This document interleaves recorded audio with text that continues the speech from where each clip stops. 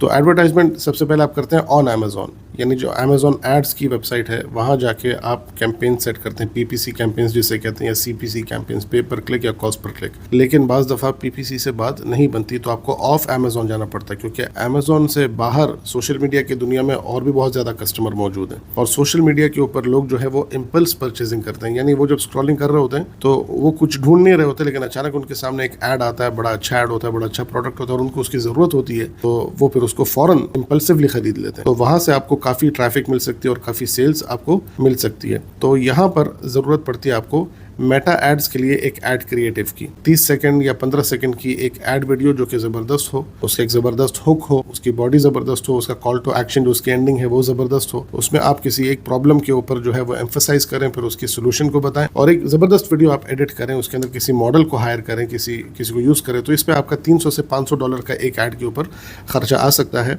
PPC के ऊपर आपका कितना बजट होना चाहिए? एक महीने का आपका बजट 750 से लेकर 1000 तक होना चाहिए। ये पहले महीने में आपका खर्चा होगा, यानी रिव्यूज़ आने के बाद। जब तक आपको वाइन रिव्यूज़ नहीं मिलते तब तक आपको पीपीसी नहीं करनी। वाइन रिव्यूज़ मिलने के बाद आपको पीपीसी चलानी है। तो जब आप पीपीसी कैंपेन चलाएंगे तो एक महीना, पहला महीना 750 या 800 से लेकर $1000 तक कम से कम ये आपका बजट होना चाहिए मिनिमम एक महीने का। और अगर एक महीने से बात नहीं बनी तो फिर आप मेटा ऐड क्रिएटिव बनाएं, एक ऐड बनाएं जो $300 से $500 का बनेगा, और फिर ऑफ अमेज़ॉन भी उसकी मार्केटिंग करना शुरू कर दें।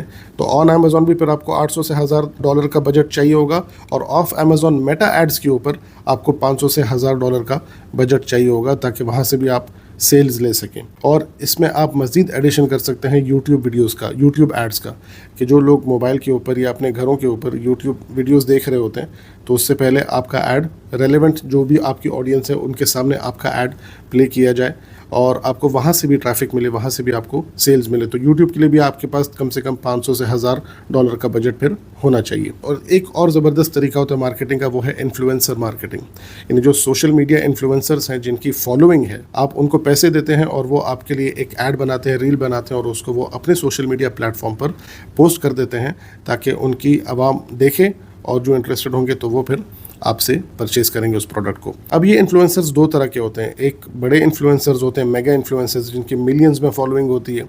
अगर आप उनसे काम करवाएंगे तो वो $2,500 से $3,000 एक रील के ले सकते हैं आपसे, एक इन्फ्लुएंसर। और दूसरा तरीका ये है कि आप नैनो इन्फ्लुएंसर्स या माइक्रो इन्फ्लुएंसर्स के पास जाएं। माइक्रो इन्फ्लुएंसर्स वो होते हैं जिनकी फॉलोइंग 10,000 से 1 लाख के दरमियान में होती है। ये आपसे $300, $350 और $400 तक एक वीडियो का चार्ज कर सकते हैं। तो अब ये आप पर है कि आप कितने इन्फ्लुएंसर्स के साथ कोलैबोरेट करते हैं। अगर आप 5 माइक्रो इन्फ्लुएंसर्स के साथ कोलैबोरेट करते हैं और एक आपसे जो है $350 ले ले, तो ये आपके बन जाएंगे तकरीबन $1,500 से $1,800। और अगर आप 10 माइक्रो इन्फ्लुएंसर्स के साथ जाते हैं तो ये $3,500 बन जाएंगे। और अगर आप 2 मेगा इन्फ्लुएंसर्स के साथ जाते हैं तो ये तकरीबन आपके $5,000 से $6,000 बन जाएंगे। तो इसके अंदर अगर आपका अमेज़ॉन से काम चल गया ऑन अमेज़ॉन एड से, तो फिर आपको ऑफ अमेज़ॉन जाने की ज़रूरत नहीं पड़ेगी। लेकिन अगर आपको ऑफ अमेज़ॉन जाने की ज़रूरत पड़ गई तो आपको जाना पड़ेगा। क्यों? क्योंकि शुरू में जो $8-10 हज़ार आपने लगाए थे, अब उनसे तो बात बनी नहीं, और प्रोडक्ट आपका अच्छा है, आपको पता भी है, और आपको रिव्यूज़ भी अच्छे मिले हैं, और उसकी प्राइस भी जस्टिफाइड है, रीज़नेबल है। अब इस प्रोडक्ट को $8-10 हज़ार को बचाने के लिए आपको मज़ीद $8-10 हज़ार उसके अंदर डालने पड़ेंगे। मोस्टली जो सेलर्स हैं ना, वो यहीं आकर फंसते हैं कि वो अपने प्रोडक्ट की लिस्टिंग के ऊपर बड़ी मेहनत करते हैं, रिसर्च के ऊपर बड़ी मेहनत करते हैं, और लिस्टिंग तैयार हो जाती है, लेकिन फिर थोड़ी सी पीपीसी चलाते हैं, और जब उनको जो है ऑर्गेनिक सेल्स नहीं मिलती, उनका प्रोडक्ट नहीं चलता, तो उनके पास मज़ीद उस प्रोडक्ट को पुश करने के लिए, अपने ब्रांड को बिल्ड करने के लिए, ज़्यादा आवाम तक पहुँचने के लिए, उसको एडवर्टाइज करने के पैसे ख़त्म हो जाते हैं। तो ये कुल मिलाकर तकरीबन जो फिक्स कॉस्ट है वो आपकी बन जाती है $2,260, और जो आपकी वेरिएबल कॉस्ट है, इसका लो एंड जो है वो $7,000 से है, और जो इसका हाई एंड है वो है $14,000। तो 7,000 अगर आप लो एंड पे जाते हैं, पीपीसी से आपका काम हो जाता है, तो 7,000 प्लस $2,200 तकरीबन $10,000 बन गए। और अगर आपको ज़्यादा खर्चा करना पड़ गया, आपका प्रोडक्ट वहाँ आके अटक गया कि अब आगे जाऊँ या पीछे जाऊँ, तो फिर उस सूरत में आपको मज़ीद ये मेटा वगैरह के खर्चे भी करने पड़ेंगे, इन्फ्लुएंसर से काम लेना पड़ेगा आपको। तो उस सूरत में 14,000 प्लस 2,000 हो जाएगा, तकरीबन $18,000 तक आपकी बात जा सकती है जब आप सीरियस एक प्रोडक्ट को सेल कर रहे हो। लेकिन इससे देखें आप डिसहार्ट ना हो, ये मतलब नहीं है कि कोई इंडिविजुअल सेलर है और वो बहुत ही स्मॉल स्केल स्टार्ट करना चाहता है तो वो स्टार्ट नहीं कर सकता और वहाँ से वो ग्रो नहीं कर सकता, वो भी ऑप्शन खुला है। लेकिन फिर आप यूएस जैसी मार्केट को टारगेट ना करें, आप किसी छोटी मार्केट को टारगेट करें, जैसे यूएई की मार्केट है तो उसमें बहुत सारे खर्चे हैं जो आप स्किप कर सकते हैं। ट्रेडमार्क का खर्चा आप स्किप कर सकते हैं, लाइसेंस आपको लेना पड़ेगा, लाइसेंस की कॉस्ट आपको आ जाएगी 1400 दरम अगर आपको ई ट्रेडर लाइसेंस मिलता है, और अगर आपको ई ट्रेडर लाइसेंस नहीं मिलता, रिजेक्ट हो जाता है, तो आपको ई कॉमर्स लाइसेंस तो मिल ही जाएगा और उसकी कॉस्ट होगी 5,000 दरम। तो या 1400 दरम या 5,000 दरम ये लाइसेंस की कॉस्ट है। बारकोड की आपको ज़रूरत नहीं है, आप GTIN एग्जेम्पशन ले सकते हैं। हाँ, हीलियम 10 की आपको ज़रूरत फिर भी पड़ेगी और वो $100 है।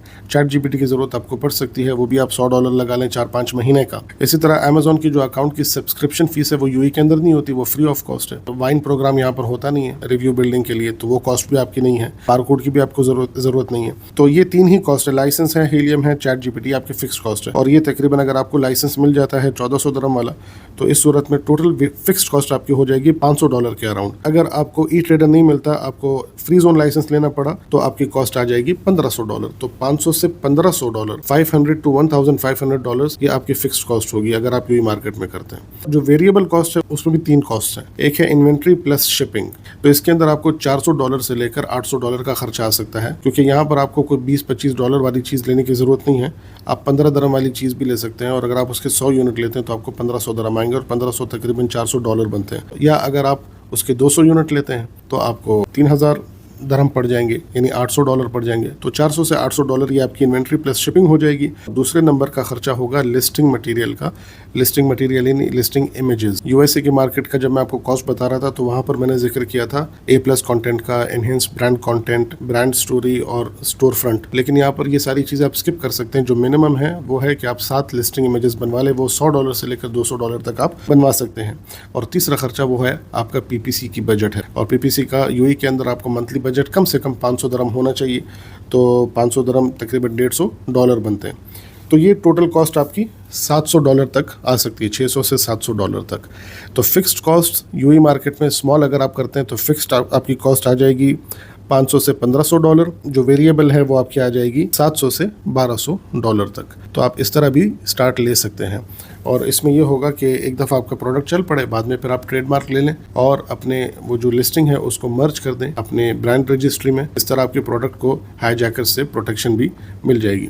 उम्मीद है ये वीडियो आपके लिए यूज़फुल रही होगी, और इस वीडियो को देखने के बाद आपके लिए आइडिया लगाना ईजी हो चुका होगा कि small market versus big market में कॉस्ट का क्या डिफरेंस है और किन किन चीज़ों के ऊपर कॉस्ट आती है। और आपके लिए अब ये फैसला करना ईजी हो चुका होगा कि आपको कौन से स्टाइल पे जाना है। आपको as an individual small market से स्टार्ट करना है या बड़ी मार्केट से, वो आपके बजट पे डिपेंड करता है और आपके इंटेंशन से, और आप किस लेवल के सेलर हैं इस पर भी वो डिपेंड करता है। अगर आप बिगिनर हैं तो आपको तो बड़ी मार्केट में नहीं जाना चाहिए, लेकिन अगर आप ऑलरेडी सेलिंग कर चुके हैं और आपको नो हाउ है और अब आप स्केल करना चाहते हो और आपके पास पैसा भी है, तो फिर आपको बड़ी मार्केट की तरफ जाना चाहिए, या फिर स्मॉल मार्केट के अंदर आपको अपने कैटलॉग को एक्सपैंड करना चाहिए। अगर आपको इस वीडियो से कोई वैल्यू मिली तो आप इस वीडियो को ज़रूर लाइक करें, इसको शेयर भी करें और इस चैनल को सब्सक्राइब करना मत भूलें।